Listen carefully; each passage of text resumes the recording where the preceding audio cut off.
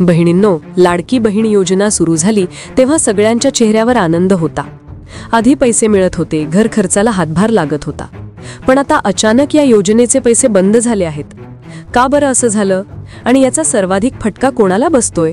होय, आपल्यालाच, लाडक्या बहिणींना.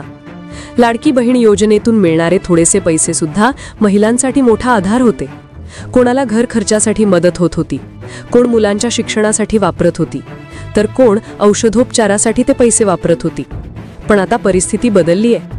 महिला वारंवार बँकेत जात आहेत, अधिकाऱ्यांकडे विचारणा करत आहेत, पण एकच उत्तर मिळतंय, पैसे आलेले नाहीत. या सगळ्यामुळे अनेक बहिणींच्या डोळ्यांत चिंता, काळजी आणि त्रास दिसतोय.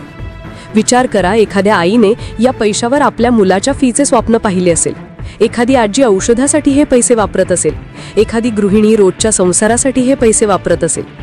आधी पैसे वेळेवर मिळायचे तेव्हा घर चालवायला मदत होत होती, पण आता अचानक पैसे बंद झाले आहेत आणि त्याने महिलांचे संसार डगमगले आहेत. अनेक महिलांना आता विचार पडतोय की सरकारने दिलेली ही योजना जर बंदच व्हायची होती तर आमच्या भावना का गुंतवल्या? लाडक्या बहिणींचा विश्वास तुटायला लागलाय. ही योजना खरं तर महिलांना आधार देण्यासाठी होती, पण पैसेच थांबले तर या योजनेचा फायदा काय? महिला विचारतायत, आमचं काय, आमच्या घराचं काय? सरकारने तातडीने याची दखल घेणं गरजेचं आहे. हक्काचे पैसे वेळेवर मिळाले तरच महिलांच्या चेहऱ्यावर पुन्हा हसू परतेल. लाडकी बहीण योजना ही महिलांचा हक्क आहे, ती त्यांना वेळेवर मिळायला हवी, अन्यथा योजना अपुरी, अधुरीच राहील. बहिणींनो, आपण आपला आवाज बुलंद केला नाही तर ही समस्या कायम राहील. लाडकी बहीण योजनेचा खरा फायदा प्रत्येक महिलेला पोहोचायलाच हवा.